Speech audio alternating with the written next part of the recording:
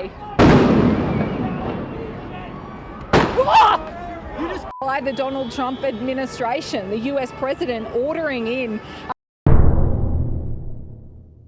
얼마 전까지만 해도 평온하기만 했던 거리에서 최루탄이 터지고 수백 명에 달하는 시위대와 군병력이 충돌하는 광경이 곳곳에서 목격됩니다. 흡사 전쟁터를 방불케 하는 최근 LA의 모습, 여러분께서도 뉴스를 통해 접하셨을 텐데요. 미국 국토안보부 산하 이민단속국 요원들이 LA에서 대대적인 불법 이민자 단속에 나서면서 촉발된 이번 시위, 분위기가 심상치 않습니다. 시위대와 진압 요원들의 무력 충돌은 물론이고 LA에 거주하는 상인과 주민들의 피해마저도 눈덩이처럼 불어나고 있거든요.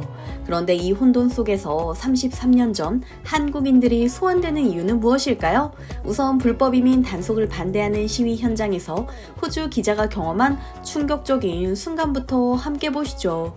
After hours of standing off, this situation has now rapidly deteriorated. The LAPD moving in on horseback, firing rubber bullets at protesters, moving them on through the heart of LA. You just shut the fuck up! You okay?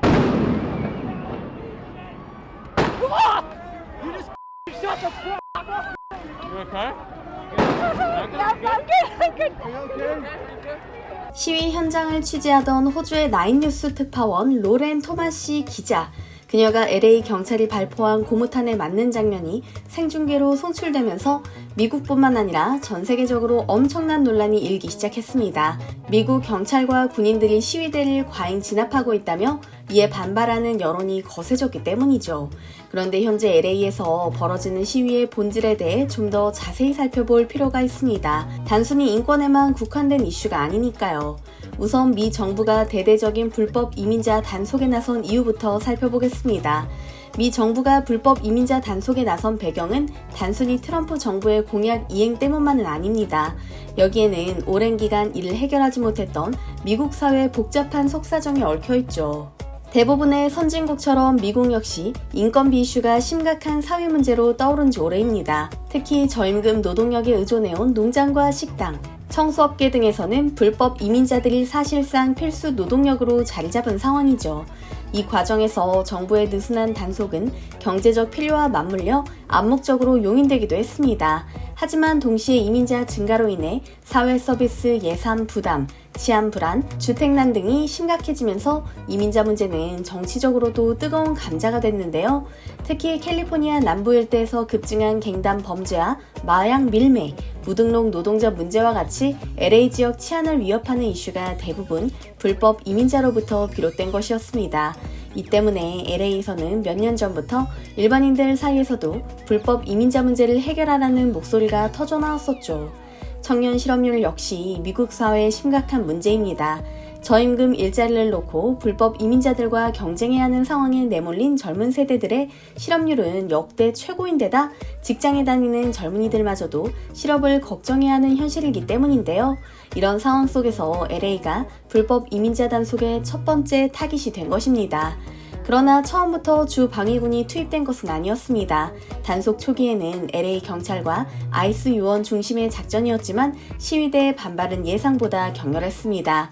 시위대 숫자가 나날이 늘어나는 건 물론이고 점차 평화 시위가 아닌 무력 시위로 변질돼 갔죠. 특히 800명의 시위대가 LA 관광서를 포위하고 건물에 침입해 난동을 부렸으며 이민세관 단속국 직원들이 폭행당한 일도 잇따랐습니다. 이 상황을 보고받은 트럼프 대통령이 시위대 진압을 완료하라고 주 방위군 2,000명을 투입을 명령한 건데요. 이틀 동안 주 방위군에게 체포된 이민자들의 숫자는 약 150여 명.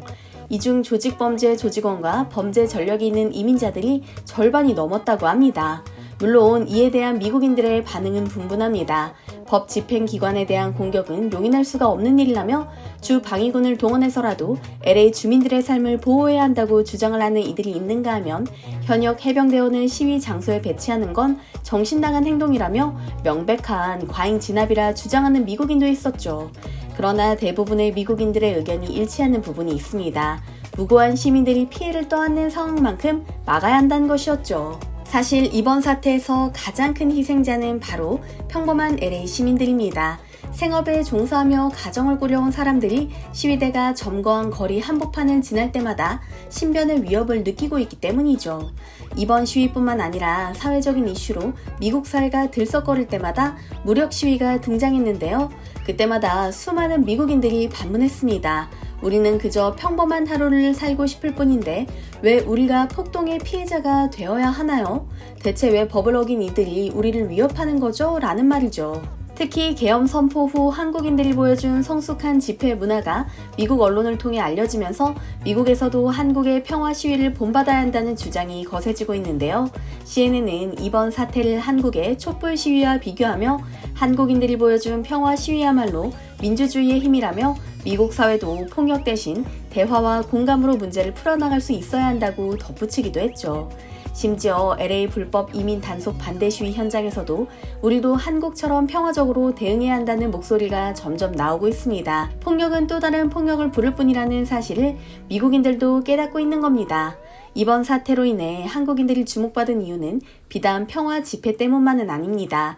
1992년 LA 폭동 당시 우리 동포들은 가족과 상점을 지키기 위해 옥상에 올라 총기를 들고 직접 방어에 나섰었죠. 이들은 루프탑 코리안스라고 불리며 미국 사회에 강렬한 인상을 남겼습니다.